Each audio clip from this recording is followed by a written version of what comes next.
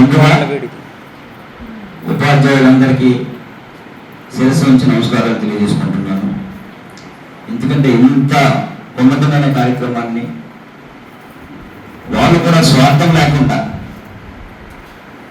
ఒక టీచర్ మనస్తత్వం ఎలా ఉంటుందో తెలిసిన వ్యక్తి నేను టీచర్ కాకపోయినా నా క్లాస్మేట్స్ వీళ్ళందరూ టీచర్సే. నేను కాలేదు. ఆ రోజు నాకున్న ఆర్థిక పరిస్థితులు కావచ్చు, ఏదైనా కావచ్చు.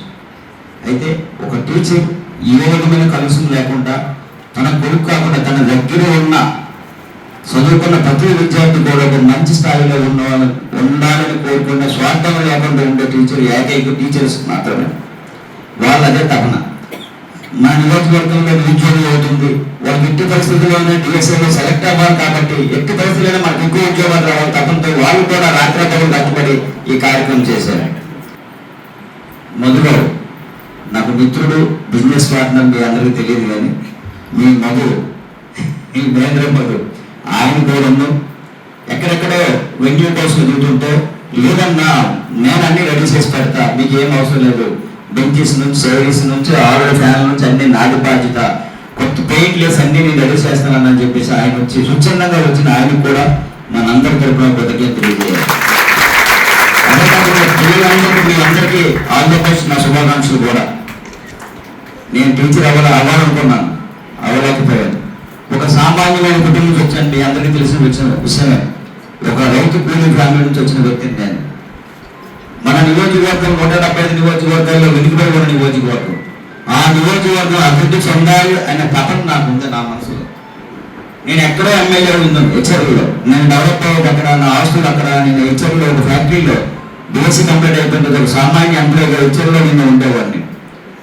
అలాంటి వ్యక్తిని ఈరోజు పాతపట్నం రావాలి, నా నియోజకవర్గం వెనుకబడి ఉంది, అన్ని విధాలుగా నియోజకవర్గం అభివృద్ధి చెందాలి, ఇక నిరుద్యోగ సమస్య ఉంది, ఉపాధి అవకాశాలు కావాలి, విద్య, వైద్యం, మౌలిక వసతులు కావాలని ఇక్కడ రావడం అనేది జరిగింది. చాలాసార్లు చెప్పాను మీ అందరికీ, నేను చదువుకోలేకపోయాను, ఒక వ్యవసాయ కులం నుంచి వచ్చాను, నేను చదువుకోలేకపోయాను, ఎక్కడికి వెళ్ళి కోచింగ్ కూడా వెళ్ళలేకపోయాను. బీఎస్సీ కంప్లీట్ అయిపోయిన తర్వాత టీచర్ అవ్వాలనే అవకాశం ఉన్నా సరే నేను ఈ చేయలేని పరిస్థితుల్లో చేతులు ఎత్తి లాస్ట్ ఒక ప్రైవేట్ ఫ్యాక్టరీలో పనిచేయడానికి కెమిస్ట్రీలో పనిచేసాను, శాంకార్ క్రిస్టియన్స్లో. అయితే నా ఆశయం ఒకటే, మీ అందరూ టీచర్స్ అవ్వాలి.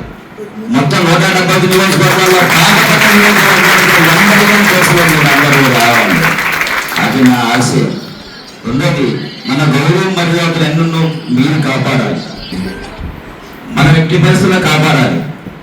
గర్వంగా నేను రేపు మెగా డిఎస్ఎంఏ చంద్రబాబు నాయుడు గారు సందర్భం పెట్టినప్పుడే నేను అనుకున్నా, ఎట్టి పరిస్థితుల్లో ఇక్కడ కోచింగ్ పెట్టాలి, రాష్ట్ర స్థాయి ఫ్యాకల్టీలు అందరి ఫ్యాకల్టీని తీసుకొని వచ్చి మా పిల్లలందరికీ మంచి భవిష్యత్తు కావాలి.